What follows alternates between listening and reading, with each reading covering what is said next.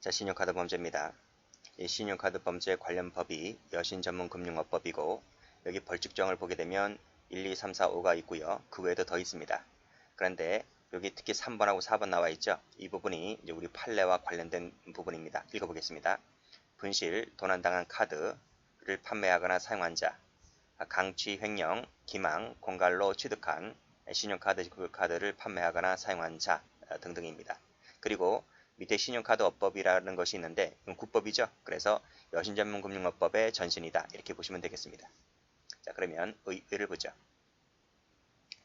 자, 여신전문금융업법상의 규제 대상인 신용카드 등이랬거든요. 등. 이 등에는 어떤 카드가 있을까?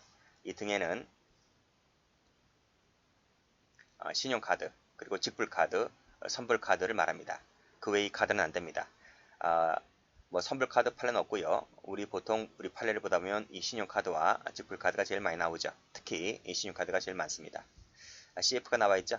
현금카드 안 됩니다. 현금카드는 이 여신전문금융업법의 규제 대상이 되지를 않습니다. 물론 신용카드를 보면요. 이 신용카드에는 이제 현금카드 기능이 있습니다. 신용카드에서 현금카드 기능으로 쓰는 것도 이 법의 규정에서 제외됩니다. 그리고 회원권 카드 밑에 판례 나올 텐데 회원권 카드도 규제에서 빠집니다.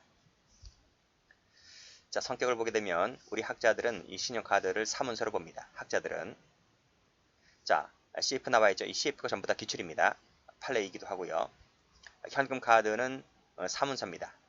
후불식 공중전화 카드는 사문서입니다. 그런데 일반 공중전화 카드 있죠. 요즘 우리 이거 잘 안 쓰죠. 다 핸드폰으로 사용하고 있기 때문에. 근데 길거리 가다 보면 공중전화 카드 있잖아요. 공중전화 카드 있는데 이 공중전화 카드 판례가 있습니다. 우리 판례는 이것을 유가증권으로 봅니다. 그래서 이렇게 외우시면 돼요. 다 신용카드든 현금카드든 뭐 후불식 공중전화 카드든 다 사문서인데 일반 공중전화 카드만큼은 유가증권이다. 이렇게 숙지하시면 됩니다. 자, 그러면 판례 봅니다. 자, 첫 번째 판례. 여신전문금융업법상의 신용카드는 카드업자가 진정하게 발행한 카드를 말합니다. 진정 동그라미 치시고. 그러니까 올라가 보면 여기 벌칙 조항에서 1, 2, 3, 4, 5가 있잖아요. 그렇죠? 이런 진정하게 발급한 카드를 이 피고인, 범죄인들이 위조 변조 하거나 뭐 강취 횡령, 기망 공갈 등을 통해서 취득하거나 했을 때를 처벌한다는 얘기죠. 자, 이런 것만 이 법에서 규제하는 것이지 밑에 보면 위조 변조된 카드는 규제 대상에서 빠집니다. X. 자, 그리고 신용카드 등이라 하는 것은 말씀드렸듯이 신용카드, 직불카드, 선불카드만 말한다 그랬죠. 그래서 회원권 카드 X, 현금카드도 안 되고 신용카드 중에서 현금카드 기능으로 쓰는 것도 안 됩니다. 그 다음 밑에 보면 기업구매 전용카드 이것도 안 됩니다. X. 별표되어 있죠? 기출입니다. 자, 그래서 되는 것은 여기만 동그라미, 진정만 동그라미 치시면 됩니다. 나머지는 다 안 된다. 자, 됐고. 자, 그러면 이제 하나씩 보도록 할게요. 첫 번째, 자기 명의 신용카드가 나오죠? 자기 명의가 나오고요. 그 다음 페이지 가면 이제 타인 명의가 나올 거예요. 타인 명의가요. 그리고 도표도 나올 겁니다. 여기서 노트 펴볼까요? 자, 노트를 펴보시게 되면 자, 신용카드 범죄라고 해서 여기 자기 명의 나와 있죠? 그리고 밑에 보면 타인 명의가 나와 있을 겁니다. 우리 교재에는 제가 이 도표 두 개를 그렸는데 이 두 개의 도표를 하나로 제가 편집을 해서 뒤에다 박아놨으니까 찾아보시면 될 것 같고요.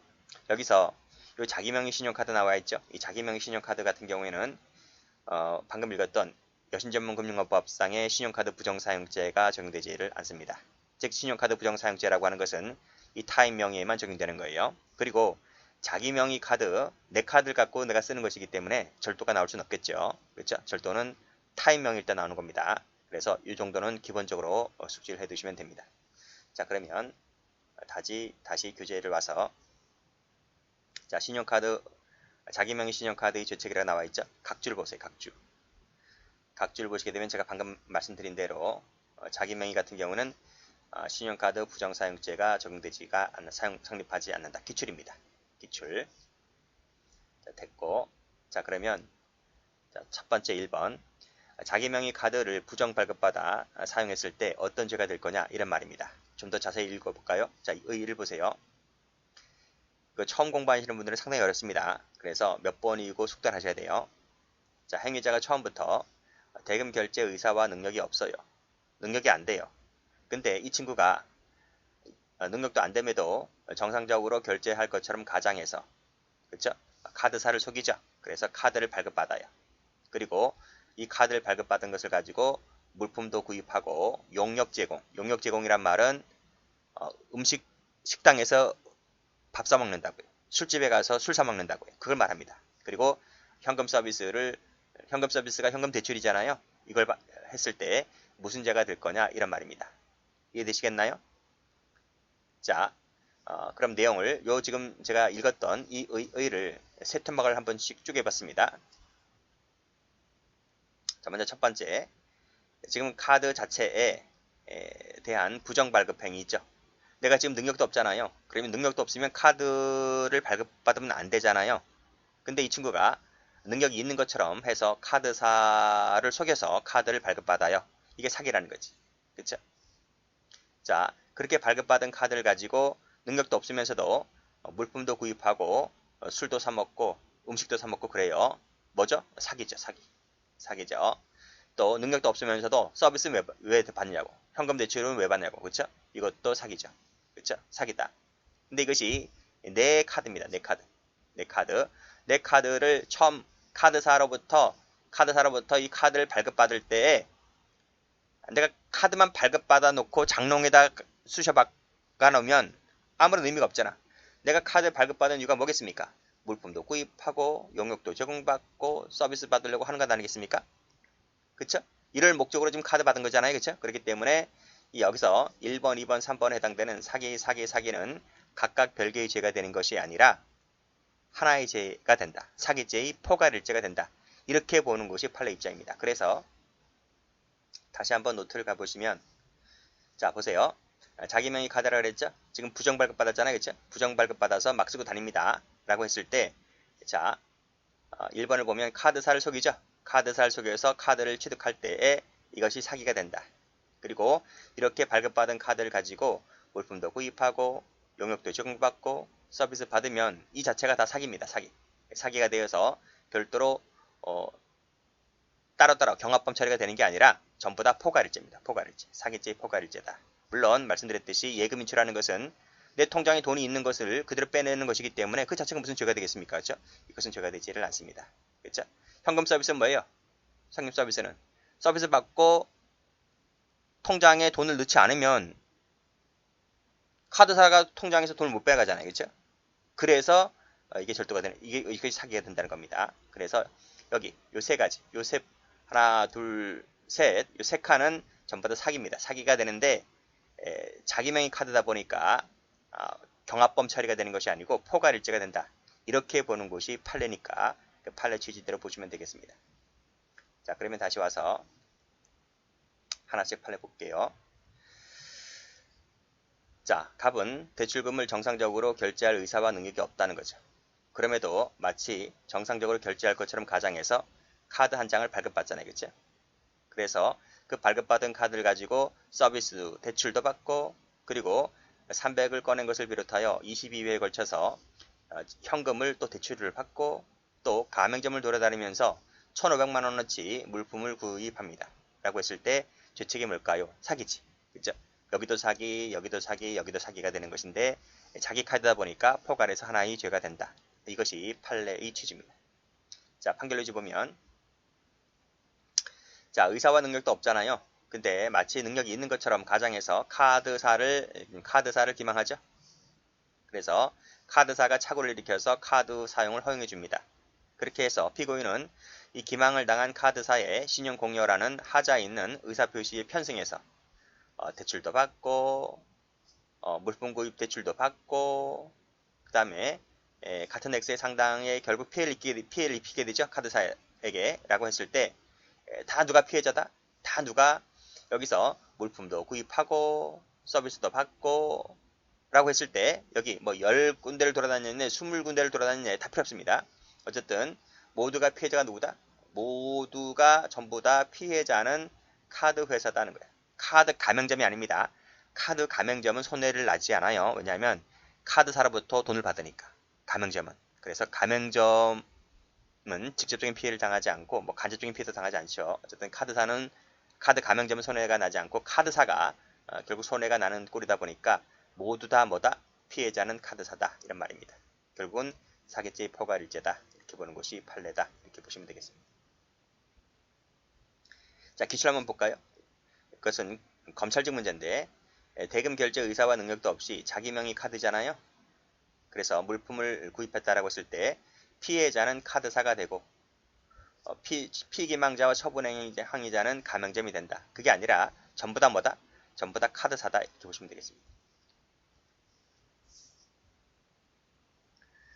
자, 됐고 그 다음에 두 번째 가볼까요? 두 번째. 자, 두 번째는 어떻죠? 자기명의 카드를 정상적으로 발급받았어요. 그쵸? 그러니까 카드를 발급받을 때는 내가 직장도 뭐 괜찮은 직장 다니고 있단 말이죠. 그러니까 내가 카드를 얼마 정도 써도 직장에서 나오는 봉급이 있기 때문에 대금 결제가 착착착 된단 말이죠. 그쵸? 자, 근데 이 친구가 어느 순간부터 카드를 발급받았는데 그때는 카드를 발급받을 때 내가 직장 다니고 있었다니까요. 근데 내가 직장에서 잘렸어. 그래서 어느 순간 능력이 없어졌어. 그럼 카드 쓰지 말아야지. 카드를 잘라내든지. 근데 이 친구가 하던 버릇이 있어서 계속 물품 구입, 용역 제공 서비스를 받고 있는 겁니다. 그쵸? 이렇게 보시면 될 것 같고, 또는 내가 직장을 다니고 있긴 있는데 직장에 다닌 것에 비해서 이 소비가 과소비야. 과소비. 내가 봉급을 300만 원 받는 사람인데 한 달에 1000만 원씩 막 쓰고 다니는 거야. 여자한테 뭐 사주지, 백 사주지, 뭐 차 사주지. 이 능력이 안 되잖아요. 그쵸? 그랬을 때 과연 어떻게 처리할 것인가 라는 거죠. 그것도 이 부분을 좀 내용을 쪼개보면, 자, 대금 결제 의사와 능력도 없이 처음에는 정상적으로 발급받은 부분은 사기가 아니겠죠? 그쵸? 이건 사기가 아닙니다. 자, 문제는 결제와 의사 능력도 없는데도 불구하고 계속 물품 구입, 용역 제공 받습니다. 뭐지? 사기죠. 또 서비스도 받습니다. 사기입니다. 그렇죠? 그러니까 이 2번 사례와 올라가서 1번 사례를 비교하면 차이가 뭐지? 1번이 있다 없다 이 차이인 거야. 2, 3번은 똑같죠? 이건 똑같아요. 자, 쉽죠? 이 부분은 여기서는 능력도 없는 자가 카드 발급했기 때문에 이 자체로는 카드사에 대한 사기죄가 있지만 내가 직장도 있고 할 때는 정상적으로 카드 발급 부분은 죄가 되지 않는다. 그래서 이 사례가 두 개밖에 나오지 않는다. 이 얘기입니다. 자, 똑같아요. 다시 한번 노트를 펴보시면 이 부분이죠. 정상적으로 카드 발급받은 부분은 죄가 되지 않는다. 죄가 되는 부분은 이때부터다. 이거. 물품 구입, 용역 제공, 서비스. 이거 못 갚으면 어떻게 되는 거죠? 못 갚으면 전부 다 사기입니다. 사기도 여기도 사기가 되는 거죠. 전부 다 이것은 내 카드니까 역시 포괄일죄가 될 뿐이다. 그쵸? 예금 인출은 내가 돈이 있는 부분이라서 이건 죄가 되지를 않습니다. 자, 됐나요? 그렇게 보시면 되겠습니다. 전부 다 포괄일죄다. 이렇게 정리를 해두시고. 자, 그러면 다시 와서 자, 사례 읽어볼게요. 정상적으로 카드를 발급받았죠? 이 부분은 죄가 되지 않는다 그랬습니다. 별다른 재산도 없이 이를 결제할 능력이 없는데도 불구하고 109회에 걸쳐서 합계 8천만 원 상당의 물품도 구입하고 서비스도 받고 막 그러고 다니죠. 라고 하고 또 일부는 갚아요. 또 나머지 못 갚았다라고 했을 때 그 못 갚았던 부분은 무슨 죄가 될 거냐? 사기죄가 됩니다. 자, 판례 보죠. 자, 카드 회원이 일시적인 자금 공세액 등의 이유로 채무를 일시 이행하지 못하게 되는 그런 상황이 아니라, 그렇죠? 과다한 부채의 누적이단 말이죠. 과다한 부채. 그렇죠? 그럼에도 불구하고 카드를 쓰고 다니는 거예요. 없는 상태에서 지금 카드를 사용했다면 뭐가 된다? 사기죄가 된다는 내용의 판례죠. 여기서 이 부분도 시험 나온 적이 있습니다. 일시적인 자금 공색 밑줄 그으시고 X, 이건 죄가 되지 않는다. 기출입니다. 검찰직에 나온 적이 있어요. 그래서 죄가 되는 부분은 요것만 죄가 되는 거죠. 자, 꺽쇠 2번. 자, 피고인이 카드 사용으로 인한 대금을 결제할 의사가 능력이 없어졌다 그랬잖아요. 그쵸? 근데 카드를 사용해서 물품도 구입하고 서비스도 받고 하면서 다니는 거예요. 그랬을 때는 전부 다 피해자가 누구다? 피해자가 전부 다 카드사다. 카드사. 업자입니다. 카드업자. 카드사입니다. 이 카드업자가 피해자가 된다 이런 말이죠. 가맹점 아닙니다. 가맹점은 손해 안 나요. 카드사로부터 돈 받기 때문에. 이것이 포괄적으로 이루어지는 것이다 라고 해서 포괄일제입니다. 포괄일제. 그런 것도 같이 봐두시면 돼요. 그래서 다시 한번 결론 말씀드리면 노트에서 보았듯이 전부 다 자기 명의 카드일 때에는 전부 다 포괄일제다. 이렇게 정리를 해두시면 됩니다. 자, 됐고 타인 명의 카드는 쉬었답니다.